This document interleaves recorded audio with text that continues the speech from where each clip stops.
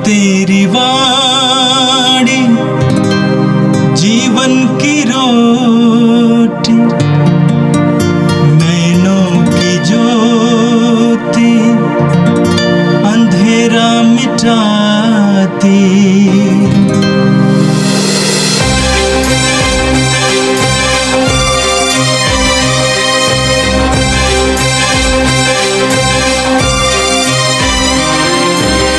प्रभु तेरी वाणी जीवन की रोटी, नैनों की ज्योति अंधेरा मिटाती। प्रभु तेरी वाणी जीवन की रोटी, नैनों की ज्योति अंधेरा मिटाती। वाणी वाणी वाणी वाणी वाणी पवित्र है, शाश्वत है, जीवन का मन्ना है। 2 मई सोमवार। पहला पाठ प्रेरित चरित्र, अध्याय 6, पद संख्याएं 8 से 15 तक। स्तेफनुस अनुग्रह तथा सामर्थ्य से परिपूर्ण होकर जनता के सामने बहुत से चमत्कार तथा चिन्ह दिखाता था। उस समय दास्य मुक्त संग्रह के कुछ सदस्य और किरनी, सिकंदरिया, सिलिसिया तथा एशिया के कुछ लोग आकर स्तेफनुस से विवाद करने लगे, किंतु वे स्तेफनुस के ज्ञान का सम्मान करने में असमर्थ थे, क्योंकि वह आत्मा से प्रेरित होकर बोलता था। तब उन्होंने घूस देकर कुछ व्यक्तियों को यह झूठी गवाही दिलवाई कि हमने स्तेफनुस को मूसा तथा ईश्वर की निंदा करते सुना। इस प्रकार जनता, नेताओं तथा शास्त्रियों को भड़काने के बाद वे अचानक स्तेफनुस के पास आ धमके और उससे पकड़कर महासभा के सामने ले गए। वहाँ उन्होंने झूठे गवाहों को खड़ा किया, जो बोले, यह व्यक्ति निरंतर मंदिर तथा मूसा की निंदा करता है। हमने इसे यह कहते सुना कि यीशु नाज़री यह स्थान नष्ट करेगा और मूसा के समय से चले आ रहे हमारे रिवाजों को बदल देगा। महासभा के सब सदस्य स्थिर दृष्टि से स्तेफनुस की ओर देख रहे थे। उनका मुखमंडल उन्हें स्वर्गदूत के जैसा दिख पड़ा। यह प्रभु की वाणी है। संत यूहन्ना के अनुसार पवित्र सुसमाचार, अध्याय 6, वाक्य 22 से 29 तक। जो लोग समुद्र के उस पार रह गए थे, उन्होंने देखा था कि वहाँ केवल एक ही नाव थी और ईसा अपने शिष्यों के साथ उस नाव पर सवार नहीं हुए थे। उनके शिष्य अकेले ही चले गए थे। दूसरे दिन तिबेरियस से कुछ नावें उस स्थान के समीप आ गईं जहाँ ईसा की धन्यवाद की प्रार्थना के बाद लोगों ने रोटी खाई थी। जब उन्होंने देखा कि वहाँ न तो ईसा हैं और न उनके शिष्य ही, तो वे नावों पर सवार हुए और ईसा की खोज में कफरनाऊम चले गए। उन्होंने समुद्र पार किया और ईसा को वहाँ पाकर उनसे कहा, गुरुवर, आप यहाँ कब आए? ईसा ने उत्तर दिया, मैं तुम लोगों से ये कहता हूँ, तुम चमत्कार देखने के कारण मुझे नहीं खोजते, बल्कि इसलिए कि तुम रोटियाँ खाकर तृप्त हो गए हो। नश्वर भोजन के लिए नहीं, बल्कि उस भोजन के लिए परिश्रम करो जो अनंत जीवन तक बना रहता है और जिसे मानव पुत्र तुम्हें देगा, क्योंकि पिता परमेश्वर ने मानव पुत्र को यह अधिकार दिया है। लोगों ने उनसे कहा, ईश्वर की इच्छा पूरी करने के लिए हमें क्या करना चाहिए? ईसा ने उत्तर दिया, ईश्वर की इच्छा यह है, उसने जिसे भेजा है उसमें विश्वास करो। ये प्रभु का दिव्य सुसमाचार है। ख्रिस्त प्रभु की जय। मेरे प्रिय भाई और बहनों, आज का पहला पाठ प्रेरित चरित्र के अध्याय 6 से लिया गया था। आपने स्तेफनुस के बारे में सुना। स्तेफनुस कलीसिया के प्रथम शहीद हैं। उनके बारे में लिखा हुआ है कि स्तेफनुस अनुग्रह तथा सामर्थ्य से परिपूर्ण होकर जनता के सामने बहुत से चमत्कार तथा चिन्ह दिखाता था। अनुग्रह तथा सामर्थ्य से परिपूर्ण होकर जनता के सामने बहुत से चमत्कार तथा चिन्ह दिखाता था। आगे लिखा हुआ है कि वे स्तेफनुस के ज्ञान का सामना करने में असमर्थ थे, क्योंकि वो पवित्र आत्मा से प्रेरित होकर बोलता था। स्तेफनुस पवित्र आत्मा से प्रेरित व्यक्ति थे, पवित्र आत्मा से अभिषिक्त व्यक्ति थे। पवित्र आत्मा से अभिषिक्त व्यक्ति में कृपा बनी रहती है। पवित्र आत्मा से अभिषिक्त व्यक्ति में पवित्र आत्मा का सामर्थ्य कूट कूट कर भरा रहता है। पवित्र आत्मा से अभिषिक्त व्यक्ति के द्वारा चमत्कार और चिन्ह प्रकट किए जाते हैं। पवित्र आत्मा से अभिषिक्त व्यक्ति की जुबान से जो शब्द निकलते हैं वो प्रज्ञा भरे होते हैं। उसका खंडन साधारण बुद्धि के द्वारा नहीं हो सकता है। तो स्तेफनुस का ये वर्णन है। लेकिन दूसरी तरफ हमने ये भी सुना कि स्तेफनुस को परेशान करने के लिए बहुत सारे लोग आए। वहाँ पे लिखा हुआ है, उस समय दास्य मुक्त नामक सभागृह के कुछ सदस्य और कुरेन, सिकंदरिया, किलिकिया तथा एशिया के कुछ लोग स्तेफनुस से विवाद करने लगे। ये दास्य मुक्त सभागृह के लोग कौन होते हैं? आप जानते हैं प्रभु यीशु के ज़माने में दास्य वृत्ति होती थी, यानी गुलामी होती थी। मनुष्य गुलाम की तरह खरीदे बेचे जाते थे। लेकिन वे लोग जो उससे मुक्त हुए थे, उनके लिए एक सभागृह था, एक प्रार्थना भवन था। वहाँ के लोग और अन्य कई प्रदेशों के लोग स्तेफनुस के सामने विवाद करने लगे। और इतना ही नहीं, स्तेफनुस को फंसाने के लिए उनके विरुद्ध झूठी गवाही देने के लिए लोगों को इकट्ठा किया, ये कहकर कि स्तेफनुस ने मूसा नबी के नियमों का उल्लंघन किया और ये भी कहा है कि यीशु नाज़री आएंगे और इन सारे नियमों को खंडन करेंगे।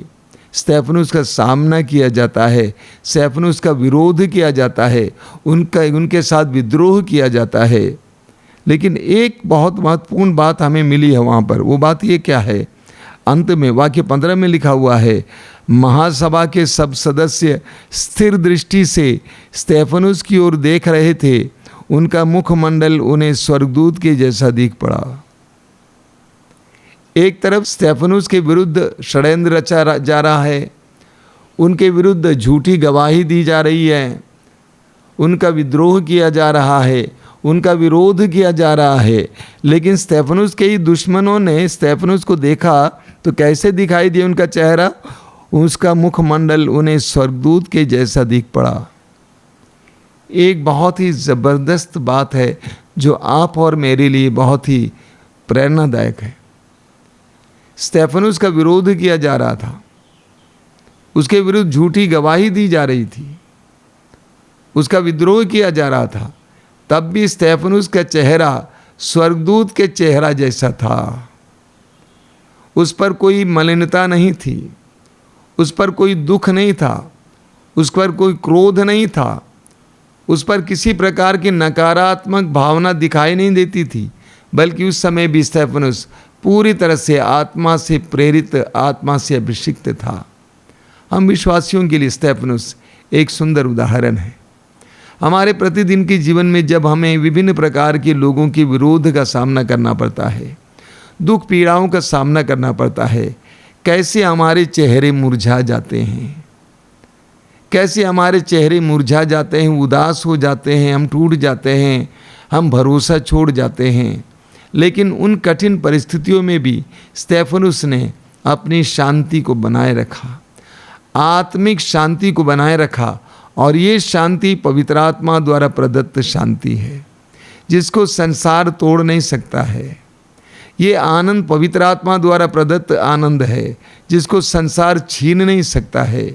आज हम प्रार्थना करेंगे संत स्तेफनुस के विशेष मध्यस्थता द्वारा कि हमें भी प्रभु ईश्वर के राज्य के प्रति उतना उत्साह दे साथ ही साथ विद्रोह, विरोध और अन्य प्रकार की दुर्भाग्यपूर्ण बातों का सामना करने के बावजूद हम भी स्वर्गदूत जैसे चमके, हमारा भी मनोभाव बना रहे, हम भी सकारात्मक बने रहें, हम भी आनंदित और शांतिपूर्ण बने रहें, इसके लिए हम प्रार्थना करेंगे। और आज का सुसमाचार यूहन्ना के सुसमाचार के अध्याय 6 उसके वाक्य 27 से लिया गया था। हमने देखा कि प्रभु यीशु के दिव्य वाणी को सुनने के लिए हजारों की संख्या में लोग उनके पीछे हो लेते थे और उन्होंने प्रभु के चमत्कार और चिन्हों को देखा था। और प्रभु को उन लोगों पर तरस आया और उनको रोटियों का चमत्कार करते हुए खिलाया। 5 रोटियों से 5,000 से भी ज़्यादा लोगों को खिलाया और वे तृप्त हो गए। उनमें से कुछ लोग यीशु को ढूंढने लगे और यीशु को ढूंढते ढूंढते वे कफरनाऊम पहुंच गए। प्रभु यीशु उनके हृदय की बात को जानते थे, उनके मन के विचार को जानते थे। यूहन्ना के सुसमाचार के अध्याय 2 वाक्य 25 में लिखा हुआ है कि प्रभु को मालूम था कि मनुष्य के हृदय में क्या है। एक एक बात प्रभु को मालूम था। इसलिए प्रभु यीशु ने उनसे क्या कहा? प्रभु ने कहा, मैं तुम लोगों से कहता हूँ, तुम चमत्कार देखने के कारण मुझे नहीं खोजते, बल्कि इसलिए कि तुम रोटियां खाकर तृप्त हो गए हो। वे चमत्कार देखने के कारण या प्रभु के वचनों से संतृप्त होने के कारण यीशु के पीछे नहीं आए, बल्कि रोटी खाने के लिए आए। उनका ध्यान भंग हो गया। आध्यात्मिकता से वे भौतिकता में आ गए। कई विश्वासियों में भी मैं ये देखता हूँ, प्रभु के पास आते हैं, प्रभु से कृपाएं प्राप्त होती हैं, आर्थिक लाभ मिलता है, भौतिक विकास प्राप्त होता है, तो वे सिर्फ उसी के लिए प्रभु के पास आने लगते हैं, आध्यात्मिक लाभ के लिए नहीं, आध्यात्मिक भोजन के लिए नहीं, बल्कि भौतिक लाभ के लिए ही आते रहते हैं। नौकरी मिल गई तो और अच्छी नौकरी के लिए आते हैं। एक एक बात को इसी तरह हम लोग करते हैं। हमारा ध्यान भंग हो जाता है, हमारा ध्यान प्रभु से अलग हो जाता है और हम सांसारिकता की ओर जाते हैं। प्रभु ने उन लोगों से कहा, नश्वर भोजन के लिए नहीं, बल्कि उस भोजन के लिए परिश्रम करो जो अनंत जीवन तक बना रहता है और जिसे मानव पुत्र तुम्हें देगा। प्रभु ने उनसे कहा कि आध्यात्मिक भोजन के लिए प्रयत्न करो। तुमने कितना प्रयत्न करके मुझे ढूंढ निकाला। आध्यात्मिक भोजन के लिए प्रयत्न करो, परिश्रम करो, वो सदा बना रहने वाला है। भोजन तुम आज खाए और शौचालय में गया, लेकिन आध्यात्मिक भोजन तुम्हारी आत्मा को जिंदा रखने वाला भोजन है। देखिए, जब हम शारीरिक भोजन करते हैं तो हमारा शरीर पुष्ट होता है, अच्छा भोजन करेंगे पुष्ट हो जाता है। उसी तरह आध्यात्मिक भोजन करने से हमारी आत्माएं पुष्ट हो जाती हैं। इस संसार में मैंने देखा कि अधिकतर लोग शारीरिक भोजन के बारे में ही सोचते हैं, शारीरिक स्वास्थ्य के बारे में, शारीरिक सौंदर्य के बारे में, शारीरिक सुरक्षा के बारे में ही सोचते हैं, आध्यात्मिक भोजन के बारे में नहीं सोचते हैं। अगर आप आध्यात्मिक भोजन नहीं करेंगे तो आध्यात्मिक रूप से आप कंगाल रहेंगे, दुर्बल रहेंगे, कमज़ोर रहेंगे। आपका शरीर कितना भी पुष्ट क्यों ना रहो, आपका परिवार कितना ही पुष्ट और अच्छे क्यों ना हो, आध्यात्मिक रूप से आप दुर्बल हैं तो आप कभी भी गिर सकते हैं। आपके जीवन में आध्यात्मिक अनुभूतियाँ नहीं होंगी, प्रेम, शांति, न्याय का अनुभव नहीं होगा। इसीलिए प्रभु ने कहा, आध्यात्मिक भोजन के लिए, उस भोजन के लिए परिश्रम करो जो अनंत जीवन तक बना रहता है। आध्यात्मिक जीवन के लिए परिश्रम करो। लोगों ने कहा, उसके लिए हमें क्या करना चाहिए? प्रभु ने कहा, ईश्वर की इच्छा पूरी करनी चाहिए। लोगों ने पूछा कि ईश्वर की इच्छा पूरी करने के लिए हमें क्या करना चाहिए? यीशु ने कहा, ईश्वर की इच्छा यह है कि उसने जिसे भेजा है उसमें विश्वास करो। यीशु पर विश्वास करना यही ईश्वर की इच्छा है। मैं इसको दोहराना चाहता हूँ, यीशु पर विश्वास करना यही ईश्वर की इच्छा है। कई मसीही भाई बहन, कई विश्वासी लोग यीशु के पास आते हैं, गिरजाघर जाते हैं, प्रार्थना भवनों में जाते हैं कुछ प्राप्त करने के लिए, ये काफ़ी नहीं है। यीशु पर विश्वास करने की आवश्यकता है। आप पढ़ेंगे प्रेरित चरित्र के अध्याय 16 वाक्य 31 में, बार बार आपने सुना है, वहाँ पे लिखा हुआ है, आप यीशु मसीह में विश्वास कीजिए, आपको और आपके परिवार को मुक्ति मिलेगी। यीशु पर विश्वास करना, यीशु पर विश्वास करने का मतलब क्या है? यीशु को जानना, यीशु को जानना, यीशु को मानना, यीशु की आज्ञाओं का पालन करना, यीशु को अपनाना, अपने जीवन का हिस्सा बनाना, यीशु को अपने जीवन का केंद्र बनाना, यीशु को अपने परिवार का केंद्र बनाना। यीशु पर विश्वास करने का मतलब यही है। मेरे प्रिय विश्वासी भाई और बहनों, मसीही भाई और बहनों, हम में से अधिकतर लोग वचन पढ़ने वाले हैं, प्रार्थना करने वाले हैं, प्रार्थना भवनों में जाने वाले हैं। ये काफ़ी नहीं है। यीशु को जानना है, गहराई से जानना। यीशु के साथ एक गहरा रिश्ता जोड़ने की आवश्यकता है। यीशु को अपनाने की आवश्यकता है। यीशु की आज्ञाओं के अनुसार जीवन जीने की आवश्यकता है और यीशु को अपने जीवन का केंद्र बनाने की आवश्यकता है। यह ईश्वर की इच्छा है। यह ईश्वर की इच्छा है। आज हम प्रार्थना करें कि प्रभु, मैं तुझे जानूं, पहचानूं, अपनाऊं, तेरे मार्ग पर चलना सीखूं और तुझे अपने जीवन का केंद्र बनाऊं, अपने परिवार का केंद्र बनाऊं। आइए हम प्रार्थना करें। प्रभु यीशु, धन्यवाद देते हैं आज के सुंदर दिन के लिए। तेरी एक एक वाणी के लिए धन्यवाद देते हैं। तेरी एक एक वाणी के द्वारा तू हमारे हृदय और मनों को प्रकाशित कर रहा है। आज तूने हमें ललकारा है, आह्वान किया है कि आज हम तुझ पर विश्वास करें, तुझे जाने पहचाने, हम आध्यात्मिक भोजन की खोज करें, आध्यात्मिक भोजन को प्राप्त करने के लिए प्रयत्न करें, हम तेरे मार्ग पर चल सकें। तुझे इसीलिए खोजें ताकि हमें आध्यात्मिक लाभ मिल सके। प्रभु यीशु, इन वचनों को सुनने वाले मेरे भाई बहनों को आशीर्वाद देना। आज का संपूर्ण दिन उनके लिए कृपा का दिन हो, अनुग्रह का दिन हो, आशीष का दिन हो। Bless every one of the master. हमारी इस प्रार्थना को ग्रहण कर। आमीन। प्रभु तेरी वाणी जीवन की रोटी, नैनों की ज्योति अंधेरा मिटाती। वाणी वाणी वाणी वाणी वाणी पवित्र है, शाश्वत है, जीवन का मन्ना है।